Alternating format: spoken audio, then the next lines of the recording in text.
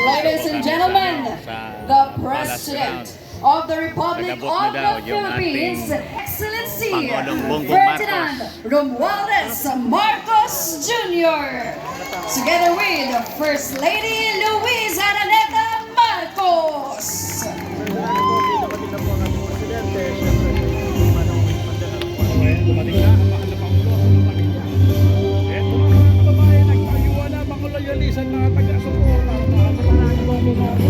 Sisigawan na sila.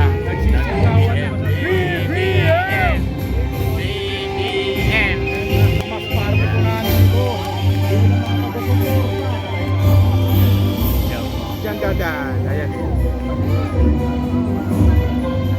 Ayan. Yan po yung ating Pangulo dumating na.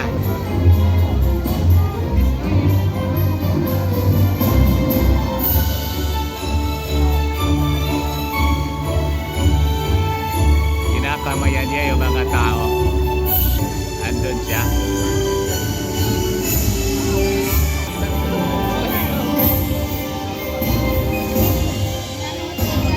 Yan po yung ating Pangulo, mga kababayan.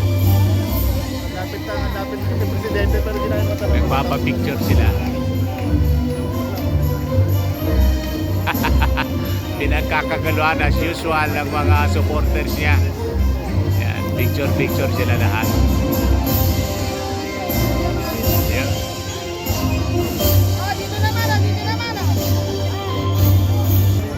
Yan po ang ating Pangulo.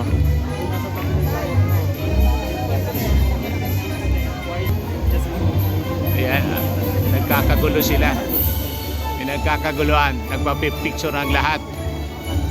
Mga kababayan.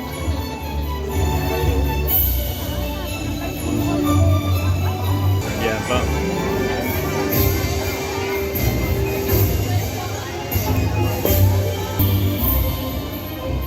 Talagang nagkakagulo sila. Ayan po. Dito siya maupo sa malapit sa amin.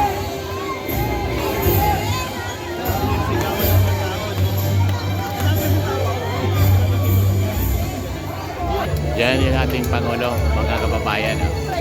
Paupo na siya. Napakalapit namin ni Mrs.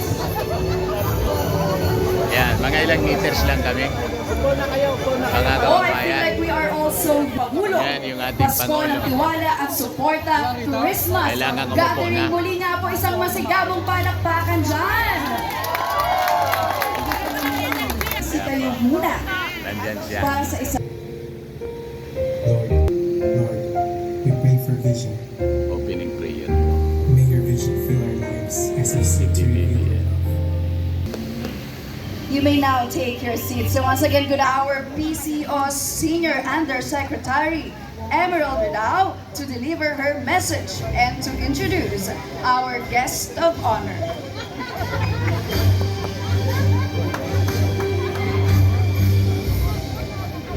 Maraming salamat na Meiji at magandang hapon po sa inyong lahat. Hindi ko na po ito patatagalin. Ikinagagala ko po na tawagin sa ating entablado ngayong hapon ating minamahal na Presidente, President Ferdinand R. Marcos Jr.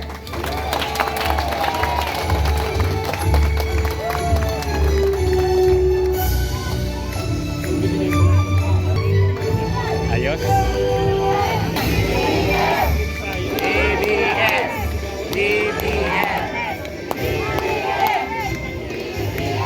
Si Mrs. Lisa Marcos. Nandyan. Sa inyong lahat at maraming salamat sa inyong pagdating. At tama kayo selfie, umuuna kayo. Opo daw kami. Magtataka nga ako, kulang pa ba yung selfie natin? Para kailangan na ako. Ha? Lahat gusto magpa-selfie. Kaya nga, ayoko naman tumanda na ako eh. Kaya gamitin na lang niya yung dating picture natin. Kaya kunwari mga bata-bata pa. But anyway, Merry Christmas sa inyo lahat at nagpapasalamat ako. Nakarating kayo sa ating konting selebrasyon, konting pagpakilala at Patagal na tayong hindi nagsama-sama na buo-buo. At siyempre dahil nung nakaraan, very intense yung ating mga ginagawa. Kaya marami tayong trabaho. Siguro, ngayon, iba. Hindi na pareho, hindi na kampanya, hindi na eleksyon. Kaya nagbabago talaga yan. Kaya ipinilit namin na kahit papano na makipagkita sa inyo para naman makapagpasalamat kami sa inyong tuloy-tuloy na pagsuporta sa amin, Pamilya Marcos, sa administrasyon ko, at sa lahat ng ating mga ginagawa para tulungan ang taong bayan. Yan po lahat yan lang naman ang ating layunin na makatulong. At kaya naman kaya naman tayo ay nagsama-sama dahil pareho ang lahat ng ating mga pinag-iisip kung paano pagandahin ng Pilipinas, kung paano pagandahin ang buhay ng bawat Pilipino. Yan ang ating isinigaw noong kampanya. Yan ang ating lagi hanggang ngayon na naghahanap ng mga bagong pamamaraan. Kaya naging matibay ang ating pinagsamahan. Dahil hindi lamang dahil tayo magkakaibigan, kung hindi tayo ay sama-samang may isang paniniwala. At yan yung nagkakaisa, at sa pagkakaisa na yan ay pagagandahin natin ang Pilipinas, pagagandahin natin ang buhay at ang mga pag-asa at mga kinabukasan ng ating mga minamahal na kababayan.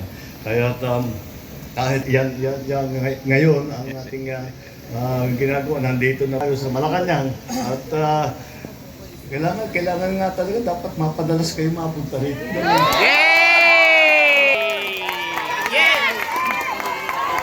Dapat madalas daw kami rito. Okay. BBM. Malaki ang pananagutan ninyo. Kayong naglagay sa akin dito. Kailangan nandito kayo para tulungan ninyo ako. Mahirap-hirap. Nararamdaman ko naman kayo kahit di tayo masyadong nakikita. Nararamdaman ko naman kayo at nakikita ko naman yung inyong ginagawa na patuloy ang pinaglalaban, ang ikabubuti ng ating bansa, ang pinaglalaban ang katotohanan, pinaglalaban ang katarungan. Yan naman talaga ang ating yan naman talaga ang mahalaga sa ating lahat. Kaya't natutuwa ako na kahit papano nakahanap tayo ng kaunting panahon para magsama-sama at magpapaselfie naman, katakot-takot na selfie. Katakot-takot na selfie. Katakot-takot. Buti na lang, nagpa-makeup ako naman. Anyway, andito rin si Katakot-takot na selfie. andito rin si Lisa. Katakot-takot na selfie. Sabi niya, hindi naman daw kayo nakikita. Kung hindi nga dun sa social media, kung doon naman sa mga iba't ibang media, sabi niya dapat sumama siya. Namilit siyang sumama para sabi niya, makita ko naman, makilala ko naman itong tumutulong sa atin. Kaya First Lady Lisa Araneta Marcos. Anyway, yun lang. Ako ay kagaya ng naman, parang salo-salo lamang para ating selebrasyon dahil Pasko na. Nakita niyo naman itong palasyo. Naka-ready na ito para sa mga kabataan. Pagsimbang gabi, binubuksan namin binubuksan namin ang palasyo. Pagsimbang gabi na, bago pumunta ang tao sa simbahan ng madaling araw, dito muna sila. At papakain tayo ng mante, may laruan para sa mga bata, para naman may maramdaman ng Pasko. Kaya pagka dito kayo, bumisita kayo. Open house naman ang palasyo. Bumisita kayo, para makita naman ninyo kung ano yung ating mga handa para sa ating mga kaibigan at yung mga nakakadalo dito sa palasyo. I'm very happy again. I'm very happy to be able to see you. Yung iba sa inyo, tagal ko nang hindi nakita. Pero tumanda sa atin eh. Kayo hindi kayo tumatanda, ako lang yung tumanda eh.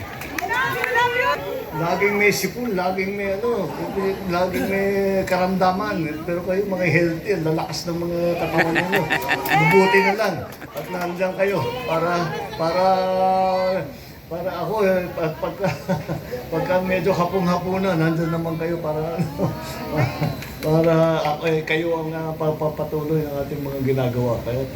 Anyway, I would like to thank you all very much. Maraming salamat sa inyong tulong na ibinigay sa atin, ang tulong na ibinibigay ninyo sa administrasyon, ang tulong na ginagawa ninyo para sa taong bayan.